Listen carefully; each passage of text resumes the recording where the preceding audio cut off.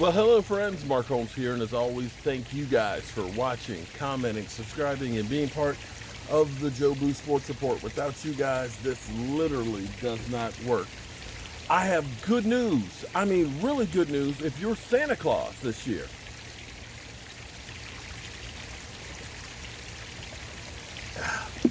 Sorry. Just finished a 5,000 step walk. Phew, 2.5 miles with the wife. Trying to get 10,000 steps every day. Every day. Whew.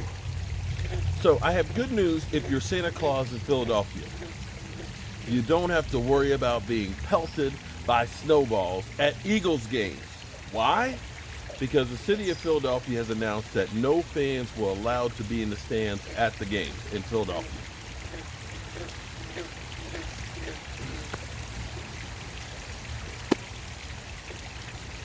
This is where we are right now with the coronavirus and everything else. That's not expected. Not expected. I mean, you could have 25% capacity, which is what Jacksonville has been saying. I think Jacksonville's saying no more than 25%. And the reality is at 25% capacity, is it worth it for all the people that you have to manage the game? I mean, for vendors to open up and serve food and stuff, if you're only having 25% of the stand, that's not a whole lot that you're going to be selling. And, you know, are you going to have them on one side of the stadium or the other side? Because, you know, you're going to have vendors all the way around, or you're just going to have one side of the stadium versus the other side. You know, you think about the Cowboys Stadium, you know, where you have dual club areas. The reality is opening up only 25% of the stadium is still probably losing money in what it costs to take care of that 25%. So the Eagles are the first team to say, sorry, no fans in the stands.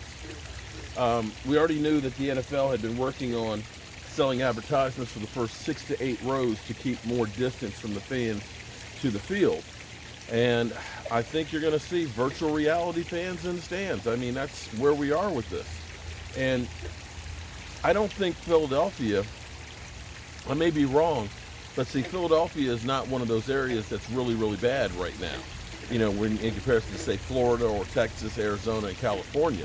And maybe they're looking and saying, you know what, we don't want the fans from the other areas coming to our house to bring the coronavirus. So teams are already planning on flying in the day of, going straight to the games, having the games and flying out, not staying in hotels. And you won't see very much interaction and stuff with the fans.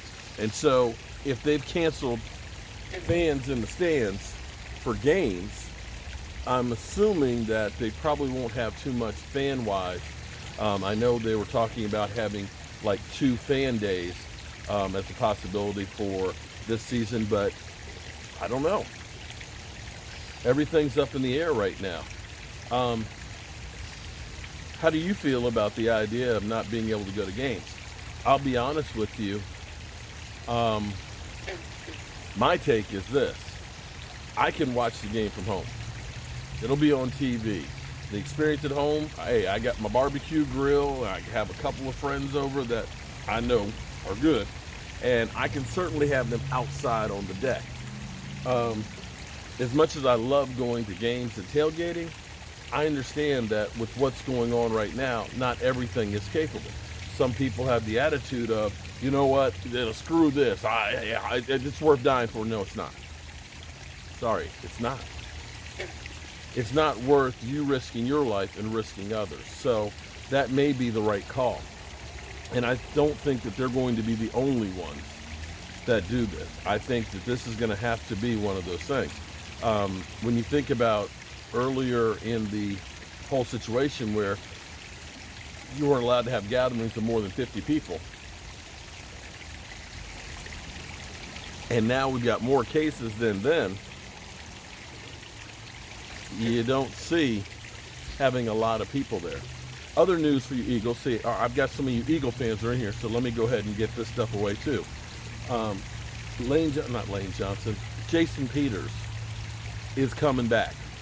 They're bringing back Jason Peters. Why? Because they lost their guard. and they're a little short on the offensive line, and they want to make sure that they have a good offensive line. He's a little worn out. He's got a lot of wear on him, but you think about this season, the thing that's going to carry teams through more than anything else is going to be depth. You're going to have people that test positive for COVID, and when they do, they're going to be out for 2 weeks or so. And the best thing you can do, especially since you're going to have limited amount of practice, is you want to have people. They may not be the best people out there, but if they're familiar with your system and what you're doing, you're better off having people that know your system and knowing what you're going to do. And that's where, I hate to say it, the Eagles made a wise decision. Bringing in Jason Peters back, he knows the system.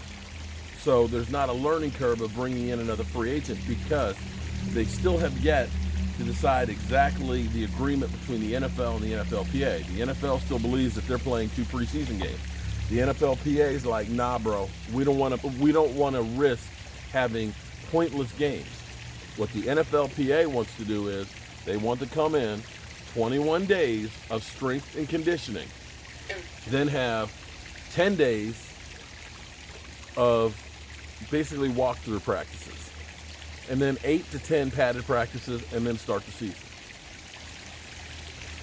I kind of understand that one, because the more contact you have, the more contact with other teams and locations and having to travel, the more chance you're going to lose people for significant time because of COVID. So you want to eliminate as much as possible. And, this is going to be kind of like, I used to play flag football probably, I guess, about 10 years or so ago, when my knee got really, really bad. And basically it was kind of like weekend football. We showed up, we played. And that's kind of what this is going to be. It's going to be sloppy, it's going to be ugly, but they're going to try and have it.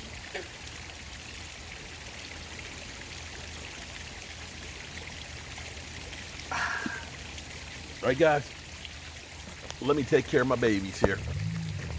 It's been a long day, so I haven't had a chance to get out here and see them. How you doing, guys? The Eagles won't have any fans in the stands. Let me throw the food out here so you guys can see it. Go for it, guys. Go for it.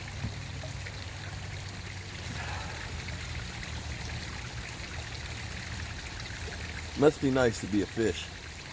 Or at least these fish. I don't know about being in like, the ocean where you got to worry about the sharks and all that. Or being in a lake where, you're a bass and you get that bass fisherman there with that big, treble hook in your mouth. I don't know about those guys. Or being like in the Amazon where they got all kinds of stuff out there, the piranhas and everything. But being in here, it's pretty good life. It's pretty good life right here. They got it made. Right, guys? You got it made, don't you? There you go.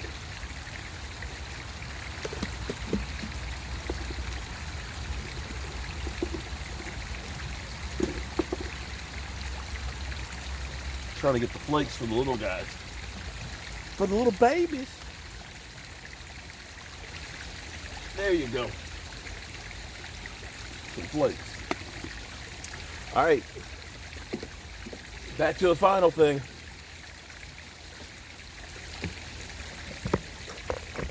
I'm talking about my quarterback, Dak Prescott. Dak. Ain't heard nothing else. It is 8 o'clock. Tuesday night. 20 hours and counting. They're going to get a long-term deal. I don't know, man. I don't know. I don't know if I should go to bed tonight because, you can't sleep on the Dallas Cowboys because things happen late in the evening, late at night, or first thing in the morning. So you want to be up to speed with all that is the Dallas Cowboys. Even though I got to go to work early in the morning, I'm keeping my ear close so I can find out anything on the Dallas Cowboys. We're getting close, guys. We're like 2 weeks away from training camp.